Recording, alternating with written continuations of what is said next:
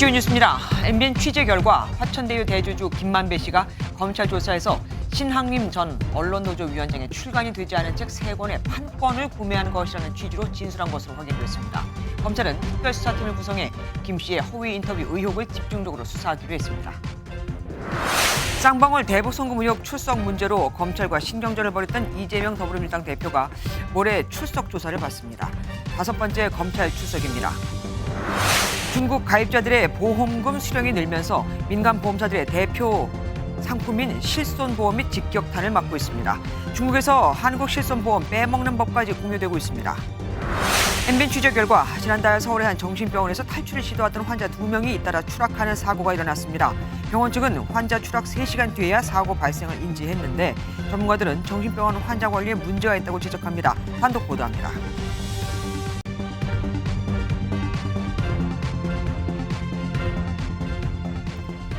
전 정권에서 국정농단 사건 수사가 벌어졌었다면 이번엔 선거제도 농단 사건인 걸까요? 윤석열 검사와 커피를 마시고 사건이 유야무야 됐다는 김만배 씨의 이른바 허위 인터뷰 의혹에 대해 검찰이 특별수사팀을 만들어 수사하기로 했습니다. 검사 10여 명이 투입되는 대선 개입 여론조작 사건 특별수사팀인데 대통령실에서 희대의 정치 공작이라고 공식 입장을 낸 지 사흘 만입니다. 김만배 씨는 이 의혹과 관련해 아이러니하게도 압수수색을 받은 날, 그러니까 어제 추가 구속영장이 기각됐죠. 허위 인터뷰 의혹에 대해선 녹음이 되고 있는지도 몰랐다고 했습니다. 책임을, 그러니까 이 대화를 녹음해 기사화한 신학림 씨에게 다 넘긴 겁니다. 정태훈 기자가 먼저 보도합니다. 검찰이 최근 불거지는 허위 인터뷰 의혹 등에 대한 본격적인 수사에 돌입했습니다. 서울중앙지검은 검사 10여 명 규모의 대선 개입 여론조작 사건 특별수사팀을 구성했다고 밝혔습니다. 검찰은 대통령 선거를 목전에 두고 유력 후보에 대한 허위 사실을 공표하고 유사한 내용의 허위 보도 등이 이어져 민의를 왜곡하는 시도를 해 선거제도를 농단한 사건이라고 설명했습니다. 허위 인터뷰 의혹의 당사자 김만배 씨는 대장동 의혹으로 2번째 구속된 이후 6개월 만에 석방됐습니다. 김 씨는 해당 의혹을 전면 부인했습니다. 사적인 대화를 녹음되는지도 몰랐고 구치소 내 관계자한테 그런 내용이 보도됐다는 걸 알았습니다. 또 윤석열 대통령이 부산저축은행 수사를 무마해줬다는 자신의 인터뷰 발언도 번복했습니다. 대검 중수 과장으로서 그런 영향력 있는 위치에 있지 않았다고 생각합니다. 검찰 관계자는 이번 건을 중대 사안으로 보고 있다며 신속한 진상규명이 필요한 만큼 추가 구속영장 가능성도 배제할 수 없다고 밝혔습니다. MBN 뉴스 정태웅입니다. 이번엔 허위 인터뷰 의혹과 관련된 MBN 단독 보도 이어드리겠습니다. 이 의혹에서 핵심 쟁점은 김만배 씨가 신학림 전 언론노조 위원장에게 건넸다는 1억 6,500만 원의 성격입니다. 신 씨는 이 돈이 책 3권 값이라고 주장했었죠. 그런데 김 씨는 책이 아닌 판권을 구입했다는 입장입니다. 완전히 다른 거죠? 홍지호 기자가 취재했습니다. 검찰은 김만배 씨가 신학림 전 언론노조위원장에게 건넨 1억 6천여만 원의 허위 인터뷰의 대가가 담긴 것으로 의심하고 있습니다. MBN 취재 내용을 종합하면 검찰 조사에서 김만배 씨는 출간되지 않은 책 3권의 판권을 구매한 것이라는 취지로 진술한 것으로 전해졌습니다. 그분의 평생 업적이라고 생각합니다. 그 책이 예술적 작품으로 치면은 그 정도 가치가 있다고 생각을 해서 그래서 제가 그 책을 산 겁니다. 신 전 위원장은 판권이 아닌 책을 팔았다고 밝혀 입장 차이가 있습니다. 요 책 3권을 넘긴 거다. 판권을 제가 왜 넘깁니까? 판권은 훨씬 더 단위가 다른데 몇십억 받아야 되는데. 두 사람이 작성한 계약서에는 판권에 대한 언급은 없는 것으로 전해져 향후 분쟁으로 이어질 가능성도 배제할 수 없습니다. 검찰은 압수수색 후 6일 만에 신 씨를 소환 조사했는데 검찰 안팎에서는 억대의 돈이 오간 만큼 구속영장 청구 가능성도 제기됩니다. 변호사님은 안 오시고 혼자 오신 겁니까? 법조계 관계자는 암묵적인 청탁의 정황만 확인되더라도 유죄의 근거가 될 수 있다며 수사는 책의 가치와 청탁 여부 등에 집중될 것으로 전망했습니다. MBN 뉴스 홍지호입니다. 사형급 국가 반역죄, 희대의 국기문란, 문재인 정권의 검찰과 법무부는 의도적인 침묵으로 대선 공작에 가담한 것. 공격권을 쥔 국민의힘이 오늘 쏟아낸 말입니다. 그런데 이 희대의 사건이라는 것에 대해서 법원은 추가 구속영장을 발부하지 않았죠. 안병수 기자가 보도합니다. 엑스포 유치 홍보를 위해 부산을 찾은 국민의힘 지도부는 허위 인터뷰 의혹과 관련한 대야 압박에 방점을 찍었습니다. 이 사건은 정, 경, 검, 은 사자 유착에 의한 국민 주권 찬탈 시도이자 민주공화국을 파괴하는 쿠데타 기도로서 사형에 처해야 할 만큼의 국가 반역죄입니다. 또 자유민주주의의 밑바닥에 싱크홀을 파버린 사악한 짓이라고 몰아붙였고 해당 인터뷰 내용을 보도했던 일부 언론사를 향해선 책임자 징계와 강도 높은 수사가 필요하다고 직격했습니다. 대선 공작 게이트 추가 긴급 회의에선 민주당이 배후에 있다며 공세를 이어갔습니다. 아무리 간 큰 범죄자일지라도 대선 결과를 뒤바꿀 이러한 대형 대선 공작은 정치적 뒷배 없이는 생각할 수도 없고, 이와 관련해 대통령실 핵심 관계자는 김만배 씨가 이재명 당시 대선 후보를 위해 여론 조작을 시도했다면 권순일 전 대법관의 재판 거래 의혹과 비슷하다고 말했습니다. 여당과 대통령실 모두 사안을 엄중하게 보겠다는 의지를 보인 만큼 정치적 공세는 물론 법적 대응과 제재 조치도 확대될 것으로 예상됩니다. MBN 뉴스 안병수입니다. 민주당은 어떻게 반응했을까요? 이재명 대선 캠프 총괄 선대본부장을 지냈던 우상호 의원은 대선 공작이라는 그 주장이 정치 공작이라고 맞받았습니다. 이미 다 알려졌던 내용이고 유리한 기사를 SNS에 빨리 올리는 건 당연한 선거운동이었다. 그리고 그 보도는 대선에 별 영향을 미치지도 않았다고요. 정태진 기자가 보도합니다. 지난해 대선 직전 김만배 씨 허위 인터뷰가 공개되자 민주당은 대대적인 공세에 나섰습니다. 드디어 저희들이 일관되게 주장했던 왜 대장동 몸통이 윤석열과 박영수인가가 증명되는 이재명 대선 캠프 총괄 선대본부장이던 우상호 의원은 의혹 보도가 나와 민주당이 당시 공세에 나섰지만 파장은 미미했다고 설명했습니다. 저희한테는 그렇게 가치 있는 보도는 아니었습니다. 대선 막판의 최고 쟁점은 윤석열, 안철수 단일화였기 때문에 대선 공작이라는 국민의힘 주장에도 대선 공작이라는 공격 자체가 민주당의 이미지를 실추시키려는 정치 공작이라고 맞받았습니다.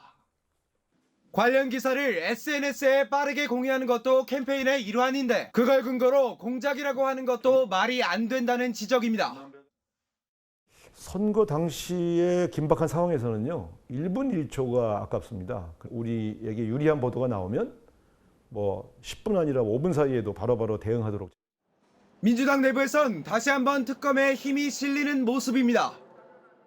한 비명계 의원도 개연성은 있지만 증거도 없지 않냐면서 지도부가 매번 주장해온 특검에 동의하지 않았지만 이번 일이야말로 특검을 해야 한다고 강조했습니다. MBN 뉴스 정태진입니다. 이재명 대표의 SNS에서 지난 대선 직전 45일간의 글이 사라진 것을 두고도 의혹이 제기되고 있습니다. 사라진 글 중에는 뉴스타파의 보도가 나온 직후 이를 퍼뜨려달라는 게시물도 포함이 돼 있었거든요. 여당은 증거인멸이 아니냐고 따졌고 민주당은 그럴 이유가 없다면서도 누가 어떻게 글을 지운 것인지는 알 길이 없다고 주장했습니다. 이기종 기자가 보도합니다. 이재명 더불어민주당 대표의 페이스북입니다. 지난해 1월 26일 글이 게시됐고 그 다음 글은 3월 8일에 올라옵니다. 그 사이 당시 대선 후보였던 이 대표가 올린 글들이 모두 비공개 처리된 겁니다. 사라진 글 중에는 지난해 3월 6일 뉴스타파의 보도 직후 해당 기사 링크를 올렸던 것도 포함됐습니다. 국민의힘 이철규 사무총장은 숨기고 싶은 내용이 무엇이냐며 의혹을 제기했습니다. 이 대표 측은 허위 인터뷰 의혹과 관련해 게시물이 사라지게 한 게 아니라며 이제와 삭제할 이유도 없다고 밝혔습니다. 실제 이 대표 SNS 글이 대거 사라진 게 처음 언급된 건 지난해 11월입니다. 1월 2일과 3월 8일 사이의 게시글이 모두 사라졌습니다. 대장동 의혹과 관련하여 당시 윤석열 후보에게 책임이 있다며 후안무치 적반하장이라고 적은 적어도 10달 전에 게시물이 지워진 건데 민주당은 누가, 왜 게시글을 비공개로 한 것인지는 밝히지 않았습니다. 대선 기간 후보 SNS 관리에 많은 인원이 투입됐고 시간이 지나 글을 올리고 내린 과정을 일일이 확인하기 어렵다는 설명입니다. MBN 뉴스 이기종입니다. 허위 인터뷰 의혹과 관련해 JTBC는 보도에 중요한 진술 누락과 사실 왜곡이 있었다며 사과했습니다. 뉴스타파는 며칠 전 이 보도와 관련해 이미 사과를 했죠. 이번엔 화천대유 대주주 김만배 씨의 발언이 담긴 대화 녹취록 전문을 공개하면서 의혹을 정면 반박했습니다. 심가연 기자가 보도합니다. 지난해 대선을 앞두고 윤석열 당시 후보의 부산저축은행 수사 무마 의혹을 제기했던 JTBC가 왜곡 보도를 인정하며 사과했습니다. 이런 보도가 나간 원인을 철저하게 조사하고 그 결과를 투명하게 공개하겠습니다. 왜곡된 보도를 하게 된 점 시청자 여러분께 사과드립니다. JTBC는 진상조사위원회를 꾸려 정확한 보도 경위를 조사해 공개하겠다는 방침입니다. 해당 보도에는 지난 2011년 부산저축은행 사건의 주임 검사였던 윤석열 당시 대검 중수 이과장이 대출 브로커 조우형 씨를 불러 커피를 타주고 수사를 무마했다는 취지의 내용이 담겼습니다. 하지만 조 씨는 기자와의 인터뷰에서 담당 검사는 박모 검사였고 윤석열 검사를 만난 적은 없다고 답했지만 기자는 이런 내용은 기사에 제대로 반영하지 않았습니다. 해당 의혹이 담긴 김만배 인터뷰를 최초 보도했던 뉴스타파는 당시 육성 음성 파일 72분 분량의 원본을 공개하며 허위 인터뷰 논란에 반박했습니다.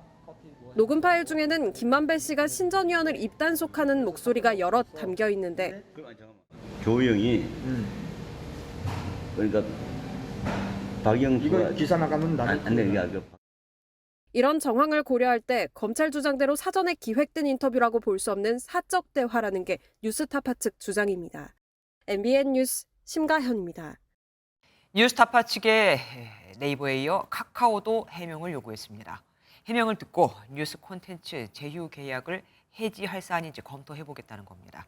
서울시도 신문법 위반에 해당하는지 살펴보겠다고 밝혀 포털 퇴출은 물론 언론사 등록 취소 가능성까지 나오고 있습니다. 김종민 기자가 보도합니다. 네이버는 허위 의혹이 불거진 김만배 씨 인터뷰를 보도한 뉴스타파에 해명을 요구하는 이메일을 보냈습니다. 네이버는 지난 2018년부터 뉴스타파와 뉴스 콘텐츠 제휴 계약을 맺고 있습니다.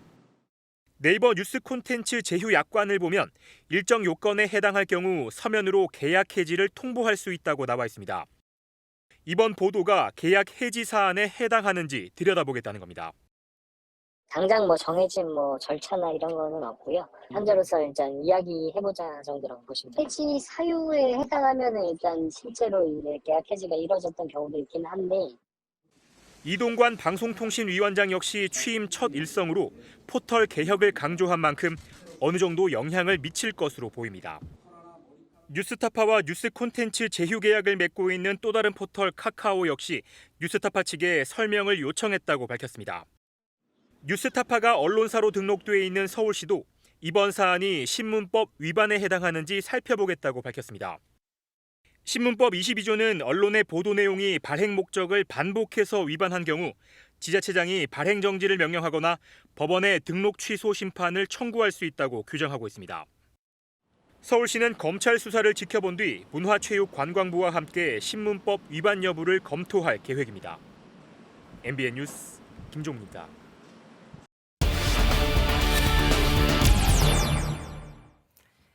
대선 직전 뉴스타파의 김만배 인터뷰 보도를 놓고 민주당을 향한 여권의 공세가 높아지고 있습니다. 핵심은 이재명 대표가 해당 보도를 사전에 알았나 하는 거겠죠. 국회 출입하는 강용 기자 좀 더 자세히 알아보겠습니다. 강 기자, 이번 의혹의 여러 가지 논란거리 중에 하나가 이재명 대표의 SNS입니다. 우선 그 상황부터, 당시 상황부터 설명을 해주세요. 네, 뉴스타파 보도 관련 시간대별로 우선 정리를 해보면요. 네. 김만배 인터뷰가 공개된 건 대선을 사흘 앞둔 2022년 3월 6일 밤 9시 22분입니다. 그로부터 약 1시간 뒤인 밤 10시 20분쯤 이 대표 SNS엔 해당 기사의 링크와 함께 널리 알려달라는 글이 올라옵니다. 중앙일간지가 해당 보도 내용을 인용하기 시작한 게 밤 10시 53분이거든요. 이미 나온 보도를 SNS에 올린 거긴 한데 여권에서 너무 빨랐다는 이유로 이 대표 측과 뉴스타파의 공작이 의심된다고 주장하고 있습니다. 하지만 빨리 올렸다는 이유만으로 공작에 가담했다 이렇게 볼 수는 없는 거잖아요. 네, 그래서 민주당은 정치 공세에 불과하다고 일축했습니다. 이 대표 측 핵심 관계자는 MBN과의 통화에서 보도가 뜨자마자 제보한 사람이 한둘이었겠냐고 반문했습니다. 중앙일간지가 인용 보도를 하지 않았더라도 충분히 뉴스타파 보도 사실을 인지할 수 있었다는 거죠. 그런데 여기서 하나 궁금한 점이 있습니다. 그 SNS에 올라가는 글, 이 대표가 직접 써서 올리는 겁니까? 네, 이재명 대표의 SNS 관리가 어떻게 이루어지는지 민주당이 문의를 해봤는데요. 네. 이 평소 SNS 관리 직원은 의원실 보좌진을 포함해 10여 명 안팎 수준인데 이 대선 당시엔 별도 팀이 꾸려졌습니다. 이 대표가 해당 글을 직접 작성했는지 아니면 관리 직원 중 한 사람이 작성했는지는 현재로선 파악되지 않고 있습니다. 네. 삭제 과정 역시 마찬가지고요. 이 게시와 삭제 모두 담당 직원이 할 경우엔 선조치 후 보고할 수 있는데 이 대선 때는 워낙 후보 일정이 빡빡해서 일일이 보고할 수는 없다고 합니다. 지금 말씀하신 SNS도 논란거리지만 검찰에서는 좀 공산당 발언 때문에 또 여러 가지 말이 나오고 있습니다. 그러니까 이 대표가 대장동 개발 업자들하고 공모한 게 아니냐, 이 공산당이라는 단어를 비슷한 시기에 썼기 때문에 말입니다. 네, 김만배 씨가 2018년부터 대장동 민간 업자들에게 우리가 이재명을 공산당이라고 해야 외부에서 볼 때 문제가 없다고 강조했다는 취지의 진술을 검찰이 확보한 것으로 알려졌는데요. 네. 김 씨는 신앙림 전 전국언론노조 위원장과 인터뷰에서도 이 대표를 공산당에 비유했었습니다. 그런데 김 씨의 인터뷰가 있기 하루 전 이 대표 역시 국회에서 대장동 의혹 관련 기자회견을 했는데 여기서도 공산당 언급이 있었습니다. 투자회사 대표가 법정 증언에 나와가지고 정말 저보고 빨갱이 같다, 공산당 같더라 이렇게 얘기했어요. 인터뷰에서 나온 공산당이란 표현은 지난 2019년 1월 이 대표의 공직선거법 위반 사건 재판 때 화천대유 대표 이성문 씨의 증언에서 나온 건데요. 공교롭게 이 대표와 김 씨가 2년 8개월 전 나왔던 표현을 하루 차이를 두고 언급한 셈입니다. 김 씨가 이 대표 회견을 본 뒤 인터뷰에서 언급한 것일 수도 있지만 검찰에선 인터뷰 전후 이 대표 주변과 김 씨의 움직임을 확인한 것으로 전해졌습니다. 예, 지금까지 정치부 강용호 기자와 함께했습니다. 더불어민주당 이재명 대표가 이번 주 토요일에 쌍방울 대북 송금 의혹 수사를 받으러 검찰에 나가 조사를 받겠다고 밝혔습니다. 9일이면 단식 열흘째가 되는 날인데 이 대표 건강도 이 조사에 영향을 미치게 될 겁니다. 이병주 기자가 보도합니다. 이재명 대표 측은 이번 주 토요일 오전 수원지검에 출석해 5번째 검찰 조사를 받겠다고 밝혔습니다. 국회 일정을 이유로 이번 주 조사를 요구하는 검찰과 신경전을 벌이던 이 대표 측이 한 발 물러서 주말 조사를 택한 겁니다. 국회의원의 의정 활동을 부정하는 검찰의 반헌법적 행태에 깊은 유감을 표합니다. 저들이 저열하게 행동할 때 우리는 정대하게. 민주당은 이번 조사에도 이 대표 홀로 나간다고 밝혔는데 이 대표 측이 SNS에 출석 사실을 알려 지지자 결집을 꾀했다는 여당 지적이 나오기도 했습니다. 8일 차를 맞은 단식 투쟁 천막에는 김은경 전 민주당 혁신위원장과 이정미 정의당 대표 등이 방문했습니다. 단식 중단을 요구했지만 이 대표는 정부 여당의 폭주를 막을 방법이 없다는 입장을 되풀이하며 강행 의지를 고수했습니다. 폭력 통치가 좀 일상이 될 것 같습니다. 이거를 합리적인 문제 제기로는 도저히 막을 수가 없는 상태죠. 이재명 대표는 국회에서 촛불 문화제에 참석하며 여론전을 이어간 가운데 검찰은 당일 상황과 형사사법 절차에 따라 조사하겠다는 원론적인 입장을 밝혔습니다. MBN 뉴스 이병주입니다. 어제 국회 대정부 질문에서 국회의원에게 쓰레기라고 소리친 일이 있었죠. 북한 인권 문제를 거론하며 야당을 비판한 태영호 국민의힘 의원을 비난하면서 나온 말인데 태 의원 가만히 있지 않았습니다. 이재명 민주당 대표의 단식장을 찾아 항의하면서 소란이 벌어졌거든요. 민주당은 어떻게 단식 중인 사람에게 항의를 하냐고, 김 의원은 태 의원은 어떻게 국회의원에게 쓰레기냐고 하라고 따지고 있는 겁니다. 노태영 기자입니다. 태영호 국민의힘 의원이 어제 대정부 질문에서 북한 인권 문제만 나오면 침묵한다며 민주당을 비판하자 원색적인 비난이 돌아옵니다. 나와주십시오. 쓰레기 발언 주의하세요. 태 의원은 민주당의 막말에 항의하기 위해 이재명 대표의 단식장을 찾았습니다. 손대지 마세요. 손대지 말고.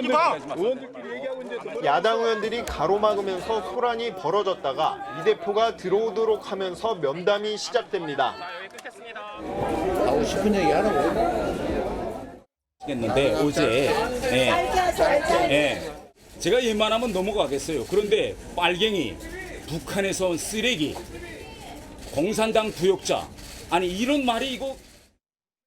눈을 감고 듣고 있는 이 대표에게 쓰레기라고 한 박영순 의원의 의원직 박탈을 요구하자 고성이 터져나오면서 3분 만에 쫓겨납니다. 대표는 가만두면 안 됩니다. 이거는 당에서 출당시키고 그리고 국회의원직 이거 대표님께서 책임지고 이거 박탈시켜야 됩니다.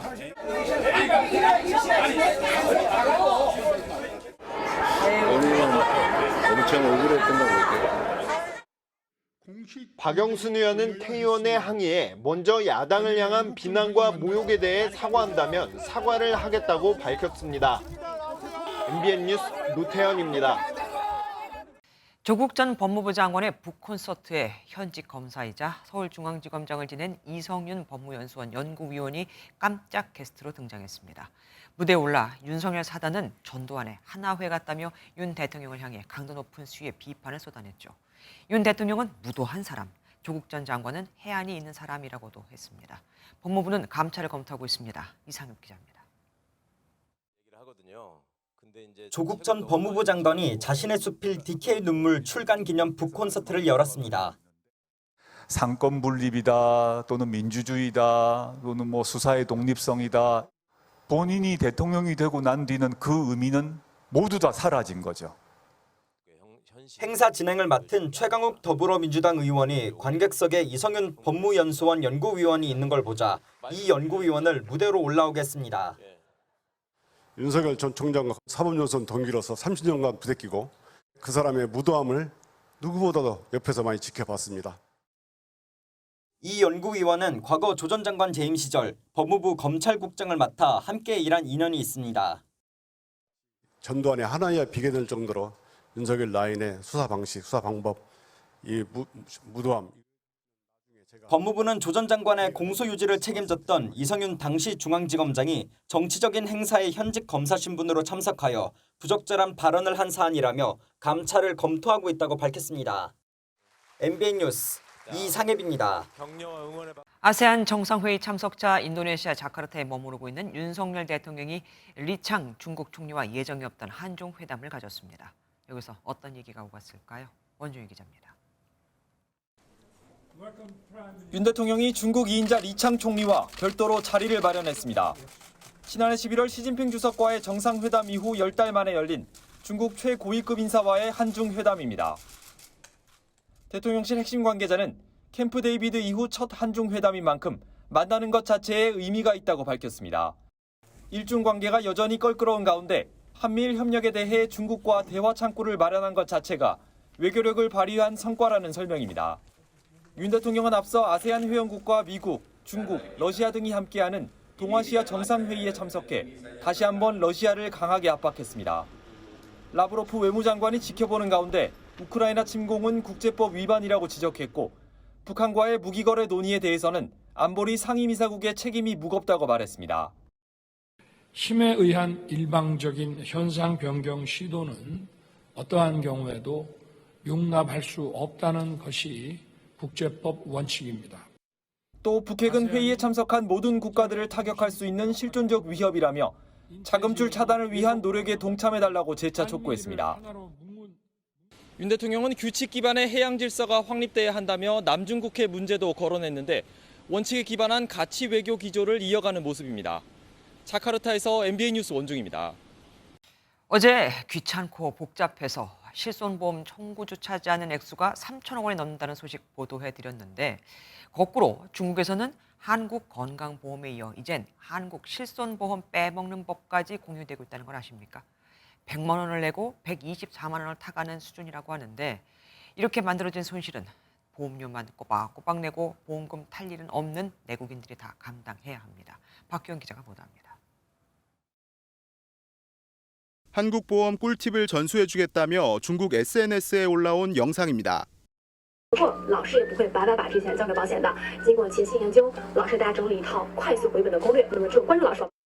한국보험에 대해 본전을 뽑는 방법을 소개하는 이른바 양털 뽑기에 대한 후기와 영상이 중국에서 빠르게 확산되고 있습니다.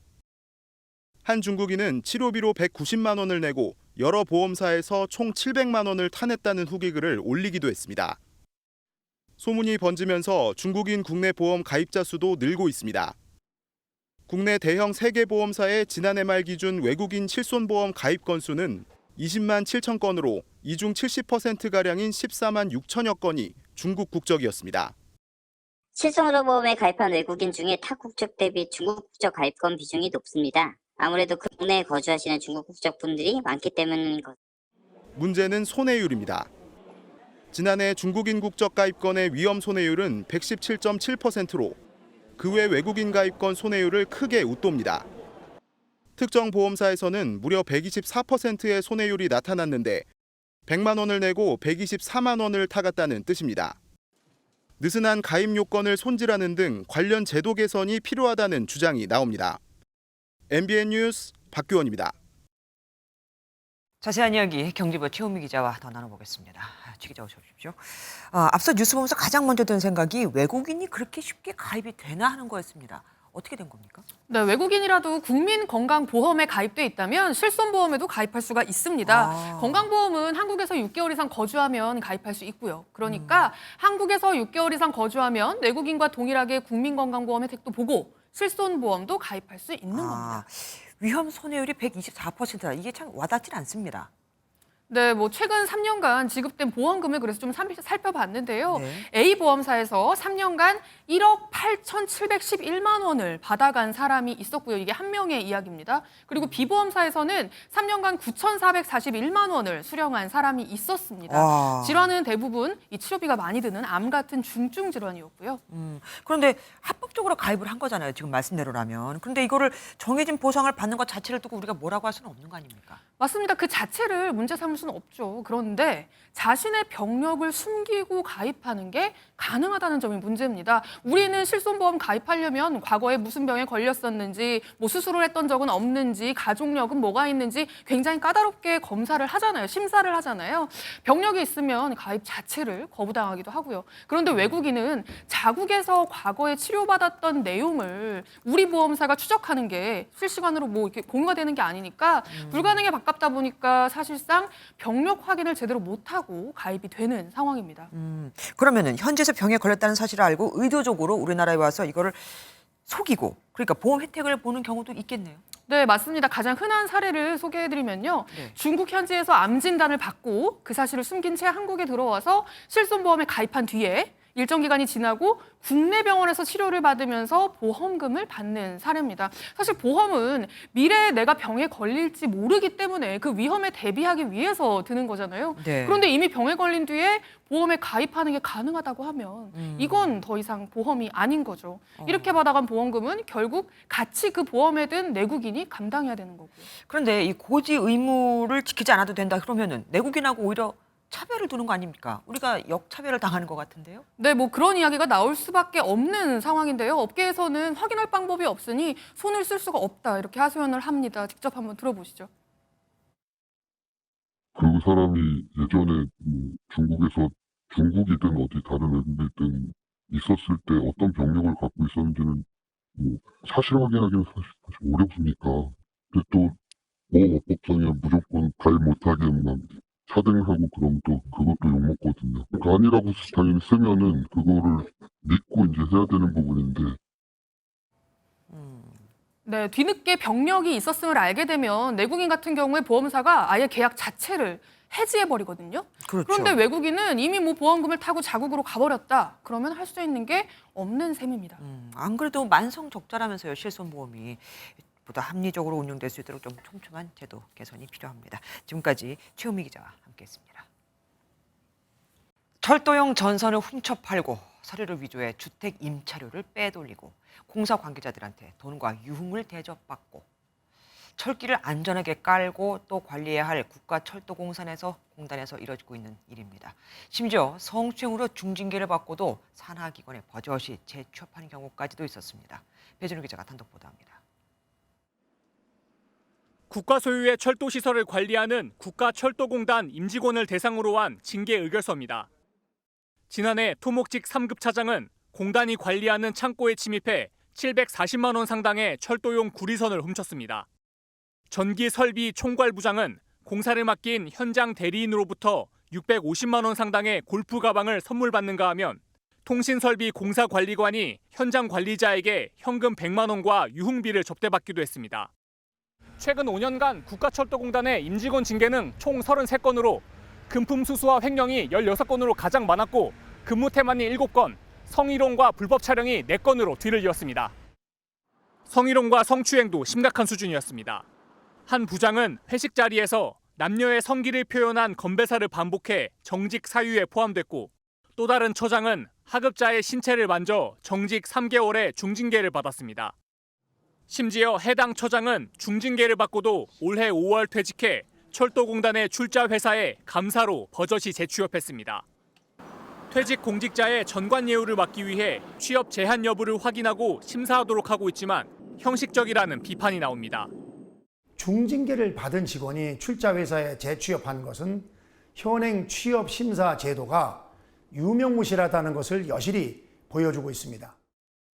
LH와 코레일에 이어 철도공단까지 산하기관들의 부정비리와 도덕적 해이가 잇따라 터지면서 감사권을 가진 국토교통부도 책임에서 자유로울 수 없다는 지적입니다. MBN 뉴스 배준우입니다. 지난달 경남 김해에 있는 정신병원에서 환자가 탈출을 시도하다 숨지는 사고가 있었는데 서울에서도 비슷한 일이 발생했습니다. 정신병원에서 지난달 환자가 병원 탈출을 시도하다가 추락해 크게 다친 겁니다. 취재 결과 같은 날 같은 곳에서 불과 3시간 만에 환자 2명이 잇따라 뛰어내린 것으로 확인됐습니다. 심동욱 기자가 단독 보도합니다. 지난달 2일 새벽 서울의 한 정신병원 주차장에 남성 2명이 쓰러져 있다는 신고가 접수됐습니다. 이 남성들은 폐쇄병동에 입원해 있던 환자들로 4층에서 창문을 통해 차례로 뛰어내렸습니다. 다행히 생명에는 지장이 없고 골절상을 입었습니다. MBN 취재 결과 당시 해당 층에는 직원 2명이 있었지만 환자들의 탈출 시도를 사고 약 3시간 만에 뒤늦게 파악한 것으로 전해졌습니다. 입원 환자 13명당 간호사 1명이 돌보게 돼 있는데 정신병원 환자의 상태를 고려할 때 턱없이 부족하다는 지적이 나옵니다. 환자 안전에 관련해서는 결국은 인력의 문제라고 생각해요. 당연히 환자들이 돌발 상황이 발생했을 때 대처할 수 없잖아요. 게다가 병원 창문에 추락 방지 시설을 설치하는 게 의무가 아니다 보니 환자 보호에 구멍이 생기기 쉽습니다. 추락 방지를 위한 시설적인 보강들은 반드시 필요하다. 사람이나 인적인 부분들로 충분히 보완을 해서 안전관리 체계를 갖추는 것들. 관할 지자체 역시 이번 사고와 관련해 병원의 시설 점검이나 조사는 없었습니다. 시정 명령을 내릴 근거가 없기 때문입니다. 경찰은 피해자가 회복된 만큼 진술 등을 토대로 이번 사건과 관련해 병원 측 과실 여부 등을 들여다볼 방침입니다. MBN 뉴스 심동욱입니다. 버스 정류장에서 40대 남성이 일면식도 없는 여성에게 전기 충격기를 갖다 댔습니다. 그냥 호기심에 해본 거랍니다. 강한 전압을 쓰는 만큼 자칫 크게 다칠 수도 있었겠죠. 이 여성 얼마나 놀랐을까요? 정치훈 기자입니다. 점심때가 지나 오가는 시민이 뜸한 시간. 흰색 옷을 입은 50대 여성이 버스 정류장에 들어섭니다. 이어 배낭을 맨 40대 남성이 여성을 뒤따라가 정류장 앞을 맴돕니다. 가방에서 뭔가를 꺼내더니 여성에게 갖다 댑니다. 순간 놀라서 일어나는 여성. 남성은 아무렇지도 않은 듯 유유히 걸어서 현장을 벗어납니다. 손에 들고 있던 건 전기 충격기였습니다. 갑작스러운 공격에 여성이 몸을 피하면서 다행히 쓰러지거나 크게 다치지는 않았지만 목 부위가 발갛게 달아오르는 상처가 났습니다. 두 사람은 전혀 모르는 사이였습니다. 신고를 받고 출동한 경찰은 정류장 주변에서 가해 남성을 붙잡았습니다. 사람이 충격기를 맞으면 어떻게 되는지 궁금해서 그렇답니다. 일상적으로 아는 전자충격기 맞고 기절하고 쓰러지고 이러는 건 아닙니다. 전기 충격기를 개인이 소지하려면 경찰 허가를 받아야 합니다. 붙잡힌 남성은 지난 8월 말쯤 호신용으로 허가받아 구매했습니다. 경찰은 특수상해와 총포도검 화학류에 관한 법률 위반 혐의로 구속하고 여죄가 있는지 조사하고 있습니다. MBN 뉴스 정춘우입니다. 무료 체험 기간이니 일단 드셔보세요. 혹시 이런 권유 받아본 적 있으십니까? 이렇게 미끼 상품을 던진 다음에 일부만 무료였다며 돈을 청구하는 사례가 늘고 있습니다. 특히 건강을 우려하는 고령층의 피해가 몰리고 있습니다. 김도영 기자가 취재했습니다. 한 건강기능식품 판매업체 광고입니다. 남성 성기능에 효과가 있다며 무료 신청 전화를 걸라고 홍보합니다. 출시 기념으로 한 박스 무료라고 강조합니다. 무료로 보내드립니다. 공짜로 드셔보실 수 있는 절호의 기회. 60대 박성현 씨도 무료니 한번 받아보란 업체 측 권유로 신청했습니다. 그런데 갑자기 40만 원 가까운 돈을 청구했습니다. 한 박스가 아니라 박스 안에 있는 한 팩만 무료였다는 겁니다. 6개 중에서 하나는 시식이고 5개는 돈을 내야 되는데 그렇게 얘기해가지고 돈을 벌어먹으려면 정당하게 벌어먹어야지 사기치듯이 이렇게 돈을 벌어먹으면. 3년 동안 한국소비자원에 접수된 건강식품 관련 피해구제 신청은 계약 관련이 가장 많았고 특히 무료 체험이 포함된 경우 피해 발생 비중이 더 높았습니다. 무료 체험 관련 피해 사례는 60대 이상 고령층이 절반 이상을 차지하는 것으로 나타났습니다. 소비자원은 상술에 현혹되지 말고 미리 계약 내용을 꼼꼼히 확인해야 한다고 당부했습니다. 또 TV 홈쇼핑으로 구입했다면 7일, 전화나 영업사원 권유로 구입한 경우는 14일 이내 취소가 가능하다고 덧붙였습니다. MBN 뉴스 김도영입니다. 직접 도박 사이트를 운영한 것도 아니고 도박을 한 것도 아니고 400개가 넘는 대포 통장을 돌려가며 불법 도박 사이트에 자금을 세탁해준 일당이 붙잡혔습니다. 1년 4개월 동안 세탁한 돈이 40조 원 이상. 여기서 1%를 수수료로 챙겼다니 이 돈만도 4천억 원입니다. 박상호 기자가 취재했습니다. 경찰이 소방의 도움을 받아 현관 잠금 장치를 뜯어냅니다. 안으로 들어가니 불 꺼진 집안에 한 남성이 숨어 있습니다. 불법 도박 사이트 자금을 관리해준 20대 총책입니다. 총책을 비롯한 일당은 64개 도박 사이트에 입금된 돈을 여러 대포 통장으로 돌려가며 세탁해주고 세탁 자금의 1%를 수수료로 챙겼습니다. 2021년 7월부터 1년 4개월 동안 세탁한 자금 규모는 무려 40조 원, 수수료만 4천억 원에 달했습니다. 이들은 대포 통장 425개를 범행에 사용했는데 한 계좌당 200만 원을 주고 사들였습니다. 한 사람 이름으로 수십 개의 계좌를 만들기도 했습니다. 범죄에 이용된 계좌 중에 82%가 그 휴대폰으로 쉽게 개설할 수 있는 그런 계좌였습니다. 계좌를 1시간 단위로 바꾸면서 수사기관의 추적을 피했고 일당 대부분은 20대 초반이었습니다.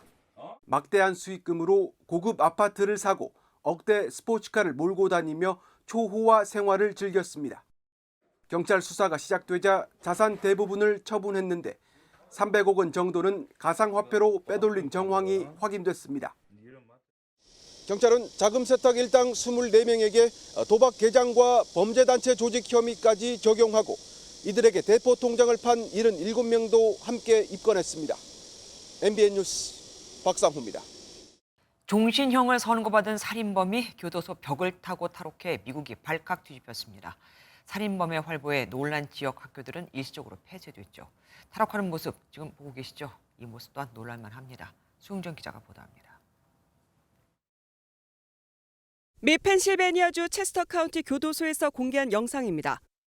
좁은 벽 사이로 몸을 뻗어 손과 발을 이용해 죄수 한 명이 옥상으로 올라갑니다. 지난 2021년 전 여자친구를 살해한 혐의로 지난달 가석방 없는 종신형을 선고받고 복역 중이었습니다. On the morning of Thursday, August 31st, inmate Danilo Cavalcante escaped from the Chester County Prison. The investigation into the escape is ongoing and is being conducted jointly by the Chester County District Attorney's Office and the Pennsylvania State Police. 지역 당국은 브라질 출신의 30대 탈옥범 신상을 공개하고 경찰 수백 명을 투입해 수사를 확대하고 있습니다.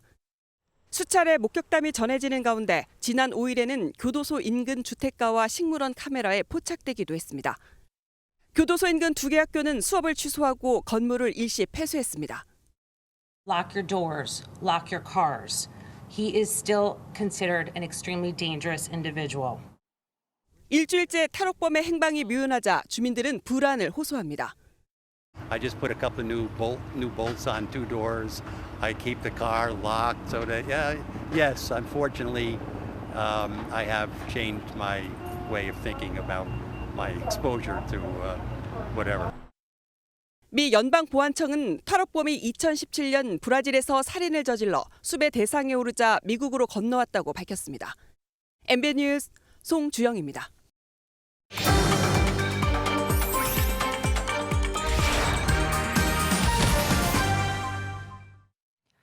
남의 휴대전화를 해킹해 물건을 삽니다.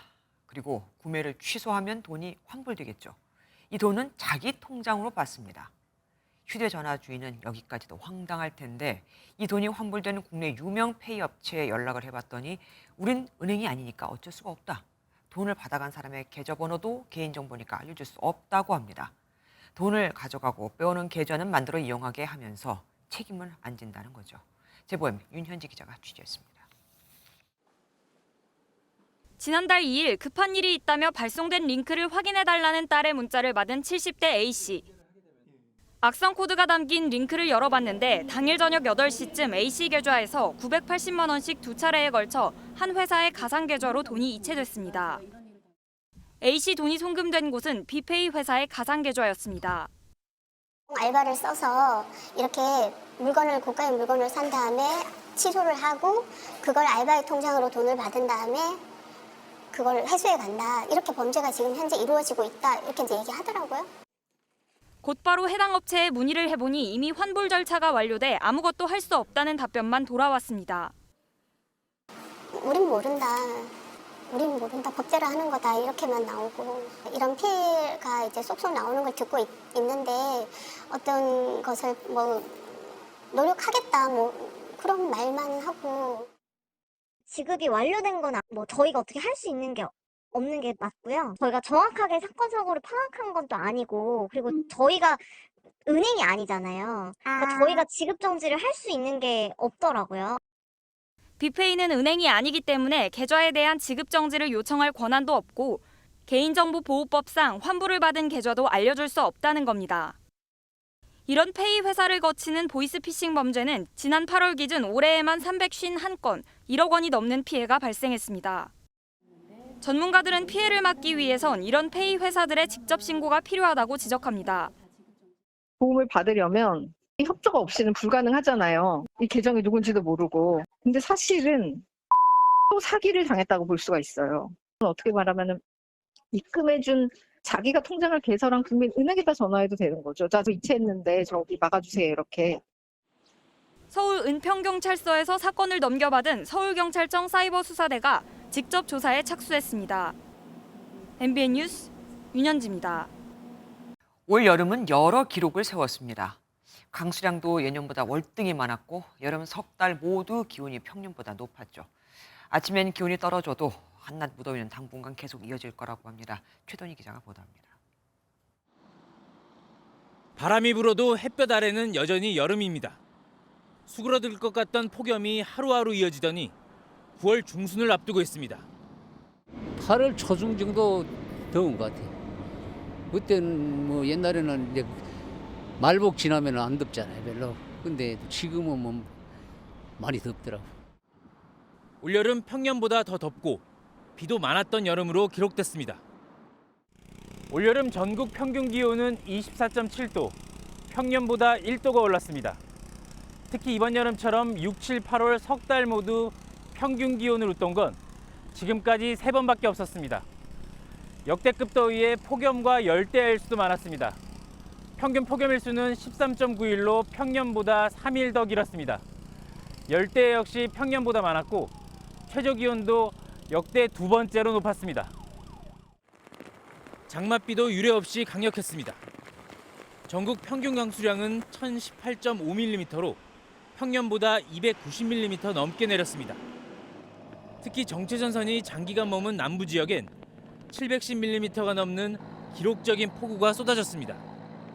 군산엔 하루에 장마철 전체 강수량과 맞먹는 370mm의 비가 내렸습니다.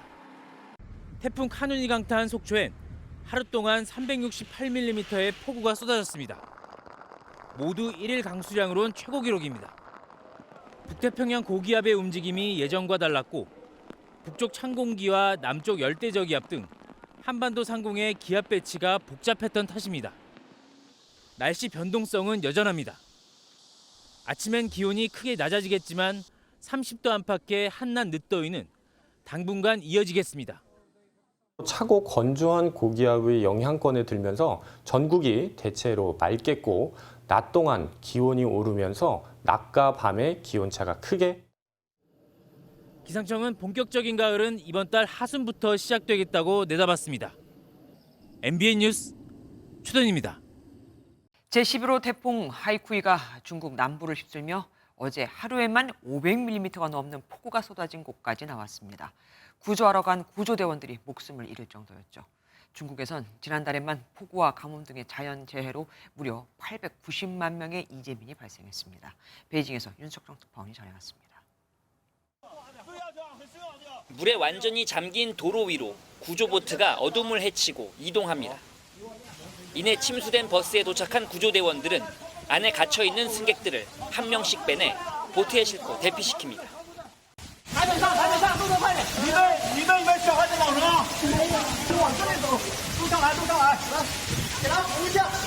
지난 5일 중국 남동부 해안에 상륙한 11호 태풍 하이쿠이는 지금까지도 푸젠성과 광둥성 일대에 엄청난 양의 비를 뿌리고 있습니다. 푸젠성에서만 2명이 사망하거나 실종됐고 160만 명의 이재민이 발생했으며 29만 명이 긴급 대피했습니다. 현재까지 파악된 재산 피해액은 1조 원에 달합니다. 那么从今天凌晨这个路段大概是有500米处于一个积水比较深的情况，到现在大概还有100多米。 중국에선 지난달 홍수와 가뭄, 지진 등의 자연재해가 잇따라 발생했습니다. 이로 인해 8월 한 달에만 168명이 사망하거나 실종됐고 이재민이 890만 명 발생했으며 55만 명이 긴급 대피했습니다.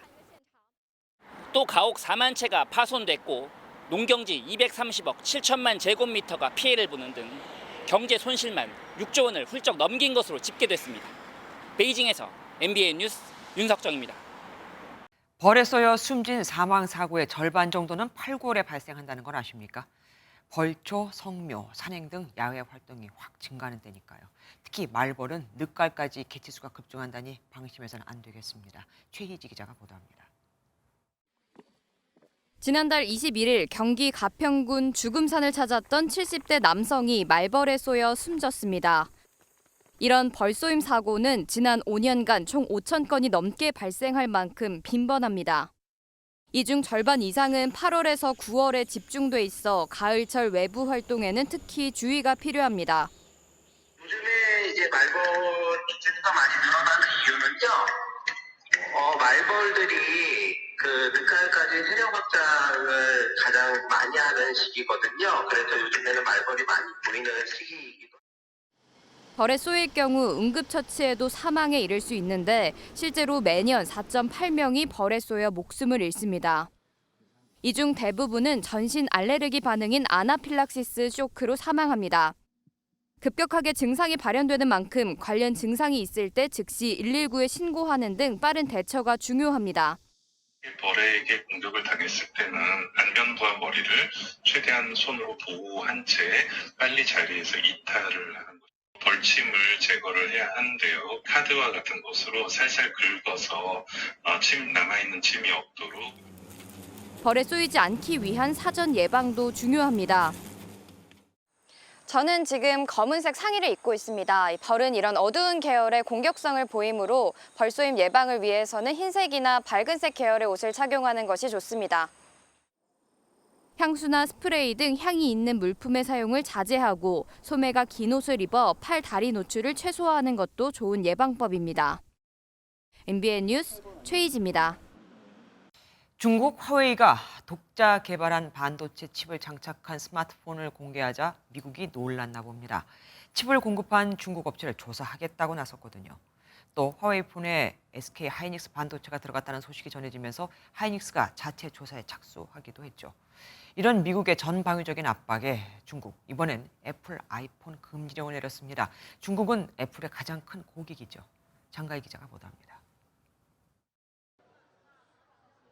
중국 한 매장이 고객들로 꽉 차 있습니다. 지난달 29일 화웨이가 내놓은 새 스마트폰을 사기 위해 소비자들이 모여든 겁니다. Mate 60刚出了嘛，所以专门过来看一下。最近的话，就是因为 Mate 60上市之后的话，每天店里面的人流量呢，就确实是增多了很多。 화웨이 스마트폰에는 7나노미터 첨단 공정 프로세서가 적용된 것으로 알려졌는데 이 칩을 공급한 중국 파운드리 업체 SMIC에 대해 미 의회에서 조사를 촉구하는 목소리가 커지고 있습니다. 미국 기술이 사용된 제품을 화웨이에 공급하려면 미 정부 허가를 받아야 되는데 공정 전반에 미국 기술을 사용하는 SMIC가 이를 어긴 것이 확실해 보인다는 게 미 의회 입장입니다. 여기에 블룸버그는 화웨이 스마트폰에 SK 하이닉스 메모리 반도체가 사용됐다고 보도했습니다.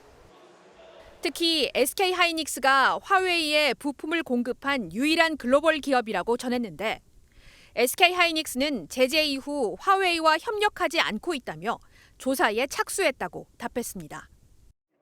한편 중국은 애플 아이폰 사용 금지령으로 맞대응하고 있습니다. 외신은 중국 중앙정부에 해당하던 금지령 범위를 국영기업까지 확대할 계획이라고 전했습니다. 중국이 애플 전체 매출 가운데 5분의 1을 차지하고 있어 작지 않은 타격이 예상됩니다. 애플에 납품하는 우리 모바일 부품 업체들도 영향권에 들 것으로 보여 미중 갈등이 국내 부품 업체에 충격파를 던질 수 있다는 전망도 나옵니다. MBN 뉴스 장가입니다. 우리나라도 추석 명절을 쇠지만 중국도 9월 말부터 국경절을 낀 열흘간의 연휴가 시작됩니다. 코로나19로 막혔던 한국 여행길이 뚫린 데다 오염수 방류로 반일 감정이 큰 만큼 일본 대신 한국을 찾는 유커들이 많을 것으로 예상되는데요. 4년 만에 돌아올 국경절 특수에 항공업계도 항공 노선을 4,500편이나 추가하는 등 분주하게 움직이고 있습니다. 이교욱 기자가 취재했습니다. 인천국제공항 입국장입니다. 들뜬 발걸음으로 중국인 단체 관광객 유커들이 들어옵니다. 喜欢韩国的潮流，韩国的美食，这就是来韩国的目的。 단체 관광이 막혀있던 지난 7월에도 22만 명의 중국인이 한국을 찾았는데 이달 말부터 열흘간 이어지는 중국 국경절 연휴에는 더 많은 유커들이 한국을 찾을 걸로 보입니다.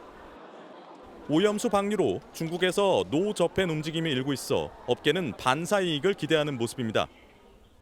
특히 이번 중국 국경절 특수는 4년 만에 돌아오는 것이어서 대한항공은 중국 운항 횟수를 6월 95회에서 9월 131회로 아시아나는 전달에 비해 6회 증편하는 등 항공사들도 대응하고 있습니다. 한국공항공사도 최근 긴급 대책회의를 열고 국내 7개 지방 국제공항에 중국 노선을 4,500편 추가하기로 했습니다. 코로나19 엔데믹 이후에도 여전히 곳곳에 공실이 남아있는 명동도 기대감을 나타냅니다. 국경절이 지금 9월 말로 알고 있는데 지금 단체 관광객분들이 많이 들어오신다 그래갖고 지금 중국 관광객들 오시면 매출이 많이 나오는 게 많이 기대하고 있습니다.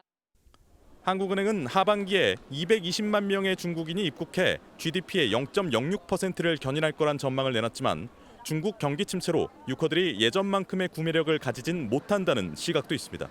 MBN 뉴스 이교욱입니다. 이건 아니죠. 우크라이나에 대한 공격을 이어가는 러시아가 이번엔 최전선이 아닌 민간인 밀집 지역을 공격했습니다. 사람이 많이 모이는 낮 시간에 그것도 시장으로 미사일을 쏜 겁니다. 민간인에 대한 테러라는 규탄이 쏟아지고 있습니다. 고정수 기자입니다. 우크라이나 동부 도네츠크주 코스티 안티니우카의 도심입니다. 사람들이 모이는 오후 2시쯤 시장 한복판은 돌연 불꽃에 휩싸였습니다. 최전선과는 약 20km 떨어진 곳에 러시아가 미사일 공습을 가한 겁니다. Багато загиблих осіб, багато поранених. На місці працюють ДСНС та поліція. 어린이를 포함해 최소 17명이 숨지고 30여 명이 다친 것으로 전해졌습니다. 우크라이나는 평화로운 도시를 향한 러시아의 의도적인 공격이라고 주장했습니다. Хто знає це місце і прекрасно орієнтується, що це цивільне місце, там немає ніяких військових частин і близько. 또 러시아의 공격은 블링컨 미국 국무장관이 우크라이나 수도 키이우를 방문한 시점과도 겹칩니다. 유엔과 유럽연합은 이번 공격을 민간인을 겨냥한 야만적인 전쟁 범죄로 규정하고 책임을 촉구했습니다. MBN 뉴스 고정수입니다. 미국이 북한과 중국, 러시아가 미국을 공동의 적으로 여기고 있다며 이를 심각하게 받아들이고 있다고 경고했습니다. 러시아와 전쟁 중인 우크라이나에는 게임 체인저로 불리는 열화 우라늄탄, 전차나 장갑차의 철판도 뚫는다는 열화 우라늄탄도 깜짝 지원하며 막부를 놨습니다. 워싱턴에서 최종락 특파원입니다. 존 커비 백악관 전략소통 조정관은 한미일 정상회의 이후 북한이 러시아 무기 지원 등에 나선 점을 예의주시하고 있다고 밝혔습니다. 그러면서 북한과 중국, 러시아 등이 미국을 공동의 적으로 여기고 있어 이는 매우 심각한 문제라고 강조했습니다. No, we're not labeling this some sort of a new axis or a new. These are all nations that see in the United States particularly some sort of common enemy. 또한 북한이 러시아의 무기를 지원하면 미국의 후과가 있을 것이라고 재차 경고에 나섰습니다. Said yesterday, should they choose to go ahead, there will be repercussions for North Korea, not just from the United States, but from the international community. 구체적인 조치에 대해서는 지난달 미국 재무부가 북러 무기거래 중재 시도에 직접 관여한 세계 기관을 제재한 사실을 언급했습니다. 이런 가운데 우크라이나를 깜짝 방문한 블링컨 국무장관은 10억 달러, 약 1조 3천억 원 이상 규모의 추가 지원을 발표했습니다. 여기에는 전차나 장갑차의 철판을 뚫을 수 있어 게임 체인저로 불리는 열화 우라늄탄도 포함돼 있어 러시아의 강한 반발이 예상됩니다. 미국은 북한의 러시아 무기 지원을 막기 위한 한미 3국의 협력 가능성에 대해서는 아직 성사되지 않았기 때문에 활발한 협의가 진행되지 않고 있다고 설명했습니다. 워싱턴에서 MBN 뉴스 최종락입니다. 시범 사업이 끝난 비대면 진료. 정부의 적극적인 노력에도 불구하고 이제 사실상 추진이 불가능해지면서 관련 업체들의 서비스 철수가 이어지고 있습니다. 그래서 정부가 야간과 휴일에는 비대면 초진 진료를 허용하는 방향으로 진료 범위 확대를 재논의하기 시작했습니다. 번번이 관련 이익단체 반대에 막혔었죠. 이번 역시 난항이 예상됩니다. 이혁준 기자입니다. 지난 5월 12일 비대면 진료 플랫폼 업체들은 코로나19 심각 기간에 한시 허용했던 비대면 초진을 계속 허용해달라고 호소했습니다. 6월부터 시작한 비대면 진료 허용 범위는 재진부터였습니다. 초진은 예외적으로만 허용해 지난 석 달 동안 룰루메딕을 포함해 10여 개 업체가 줄줄이 사업을 접었습니다. 비대면 진료 서비스를 아예 그만둔 겁니다. 실제 계도 기간이 끝나는 지난달 진료 건수는 5월 대비 30% 줄었습니다. 철수하지 않은 업체도 무료 상담과 병원 찾기 서비스 위주로 개편에 나섰습니다. 5월부터는 사실상 비대면 진료가 이루어지지 않고 있습니다. 하루빨리 법제화가 돼서 초진, 재진 구분 없이 의료진의 판단에 의해서 비대면 진료가 가능하게끔. 이에 보건복지부는 비대면 진료 시범 사업 결과를 바탕으로 제도 개선책을 마련하기 위한 논의에 착수했습니다. 비대면 초진 진료 범위를 야간과 공휴일, 연휴로 확대하고 의료기관 부족 지역에도 적용하겠다는 겁니다. 또 재진 허용 기간인 30일 내 진료도 재검토하고 있습니다. 여당에서도 규제개혁 추진단을 통해 비대면 진료 개선과 관련한 국회 입법을 논의 중입니다. 하지만 의사는 물론 약사단체의 반대가 격렬해 꺼져가는 불씨를 살릴 수 있을진 미지수입니다. MBN 뉴스 이혁준입니다. 지난 7월 경북 예천에서 집중호우 실종자 수색 중 숨진 최상병 사건과 관련해 경찰이 해병대 1사단을 압수수색했습니다. 경북경찰청은 전담 수사팀 수사관들을 보내 관련 자료를 확보하고 수사 선상에 오른 부대 관계자들에 대한 강제 수사에 들어갔습니다. 경찰은 지난달 24일 해병대 대대장 2명에 대한 업무상 과실치사 혐의만 적시된 수사 기록을 이첩받아 수사하고 있습니다. 국가대표 핵심 수비수 김민재가 아시아 수비수로는 처음으로 세계 최고의 선수에게 주는 상인 발롱도르 최종 후보 30명에 선정됐습니다. 지난 시즌 이탈리아 나폴리에 33년 만에 우승을 안긴 김민재는 우리나라 선수론 역대 4번째로 발롱도르 후보에 이름을 올렸는데요. 지난해 손흥민이 기록한 역대 최고 순위 11위를 넘어설지 기대되는 가운데 결과는 다음 달 31일에 나옵니다. 이제 아침 저녁으로는 꽤 선선한 바람이 불어들고 있습니다. 본격 가을이 시작되는 절기 백로인 내일 강원 양구의 아침 기온은 15도까지 떨어질 텐데요. 낮 동안은 해가 비추면서 서울과 양구가 일제히 31도까지 올라 차츰 일교차가 크게 벌어지겠습니다. 밤부터는 안개가 피어오르겠습니다. 강원 내륙과 산지, 충북과 경북 북부 내륙으로는 가시거리가 200m 미만까지 바짝 좁혀지는 곳이 있겠습니다. 현재 부산과 울산을 비롯한 영남 해안과 전남 남해안으로는 초속 20m 안팎의 돌풍이 불어드는 곳이 있습니다. 안전사고에 유의하셔야겠습니다. 내일 전국이 대체로 맑겠고요. 동시에 전국적으로 자외선 지수가 높겠습니다. 내일도 동해안을 중심으로는 강릉이 28도에 머무는 등 비교적 선선하겠습니다. 그 밖에 서울과 춘천은 31도, 남부지방도 광주가 30도까지 올라서 덥겠습니다. 주말에도 낮더위는 여전하겠고요. 일요일에는 남해안과 제주에 비가 내릴 전망입니다. 날씨였습니다. 안녕하세요. 김주하입니다. 공정하고 신속한 MBN 뉴스, 유튜브를 통해서도 만나보실 수 있습니다. 특히 더 많은 뉴스와 라이브를 보고 싶으시다면 오른쪽을 눌러서 구독하시면 됩니다. 어렵지 않죠? 빠르고 정확한 뉴스로 계속 찾아뵙겠습니다. MBN 뉴스를 시청해 주신 여러분 고맙습니다.